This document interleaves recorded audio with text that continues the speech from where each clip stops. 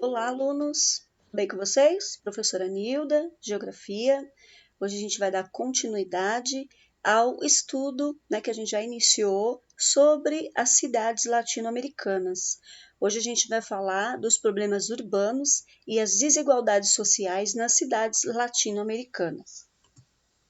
Bom, eu tenho aí nesse primeiro slide, a ilustração aí do mapa da América Latina, os seus países, A América Latina, todos vocês já sabem, ela encontra-se no continente americano, na América do Sul. Bom, a América Latina, ela é atualmente a região mais urbanizada do mundo, com cerca de 450 milhões de pessoas, ou seja, 80% da população vivendo em cidades. Entre os maiores centros urbanos do mundo estão a Cidade do México e a cidade de São Paulo. A grande maioria dos países latino-americanos, eles se encontram em situação de dependência econômica, em relação às maiores economias do mundo, como, por exemplo, Estados Unidos, China e União Europeia. São países que, em geral, eles dependem da exportação de produtos primários, ele não tem um alto índice de industrialização, e quando se tem um crescimento favorável nesses países, eles não conseguem usar a riqueza gerada para solucionar as desigualdades econômicas e social.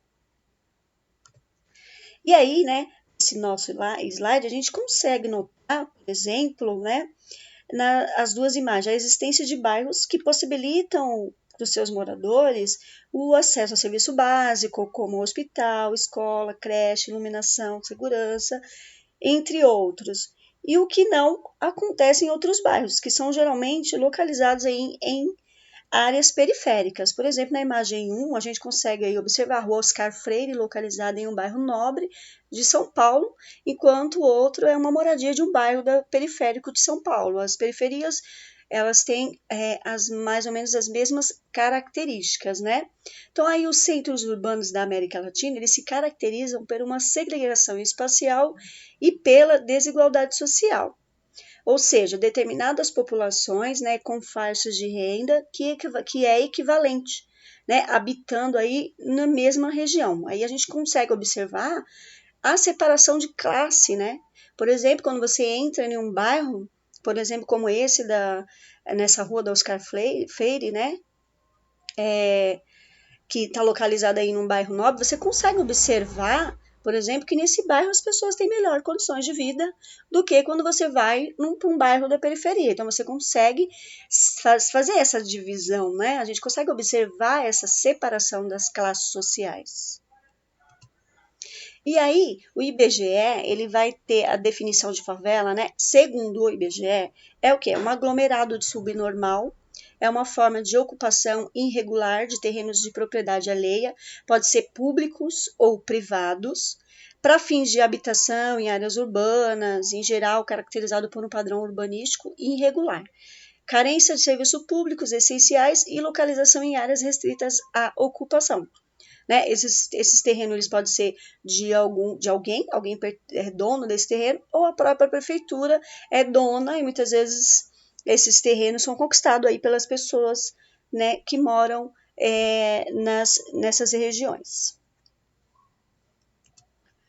Temos também, a gente consegue notar também que existe também, além da falta de moradia, nós conseguimos observar também que os centros urbanos também há uma carência de mobilidade urbana, porque parte da população ela precisa percorrer longas distâncias, por exemplo, a pessoa que mora numa periferia, ela entre a casa dela e o trabalho, ela precisa percorrer distâncias muito longas e tem essa mobilidade urbana, elas são muitas vezes em más condições, por exemplo, transporte público, além dos frequentes congestionamentos, nas ruas, nas avenidas, que agravam ainda mais esse problema. Além de você ter que percorrer uma distância muito grande para chegar ao seu trabalho, você ainda tem que enfrentar o trânsito, desses grandes centros urbanos, Então, a gente vê aí uma carência também da mobilidade urbana.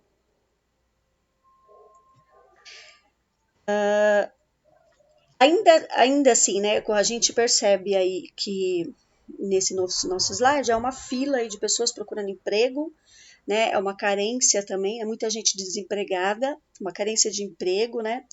A América Latina ela tem a maior população urbana do mundo, no entanto, né, a maioria dessas cidades e desses grandes centros, eles não teve um crescimento urbano planejado que pudesse oferecer aí uma vida adequada aos seus habitantes, né? E quais são, né? E por que aconteceu? Quais são os processos que contribuem, né, para que esses centros abriguem população tão, assim, numerosa?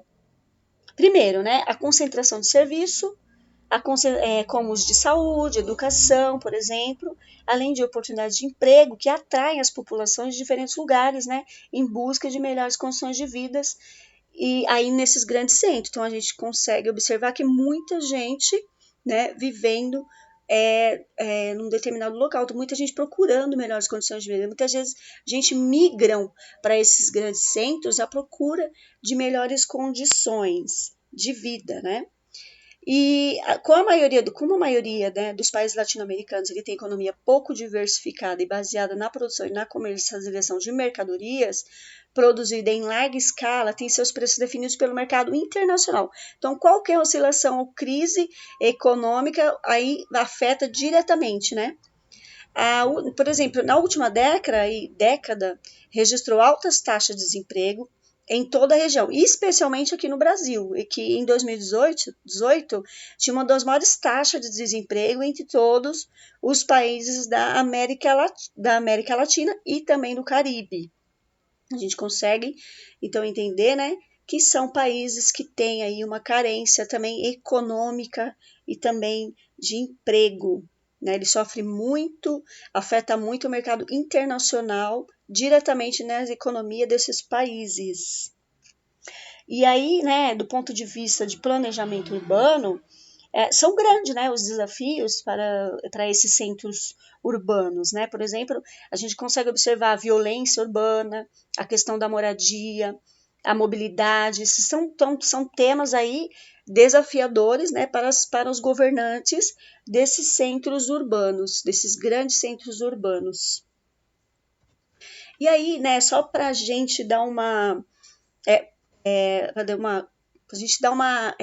ponto assim, um ponto forte de tudo isso, vamos falar um pouco da Constituição Federal. Eu trouxe esse último slide para vocês, porque está escrito lá na Constituição que são direitos sociais a educação, a saúde, o trabalho, a moradia, o lazer, a segurança, a previdência social, a proteção à maternidade, à infância, a assistência aos desamparados, tudo isso está aí escrito na Constituição Federal, que é direito de todos, sem exceção, né?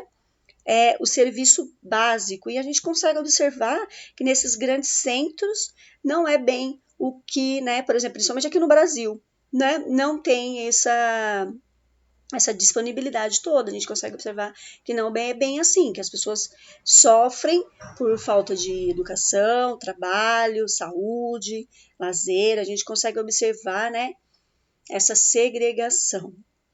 E aí, para dar só uma pincelada nas próximas aulas que a gente vai ter, voltando aqui no slide anterior, por conta disso, né, esse artigo ele vai surgir aí, vão surgir por conta desse artigo da Constituição Federal, os movimentos sociais que vão em busca desses direitos, que são os movimentos sociais que a gente vai falar nas próximas aulas que a gente vai ter mais futuramente.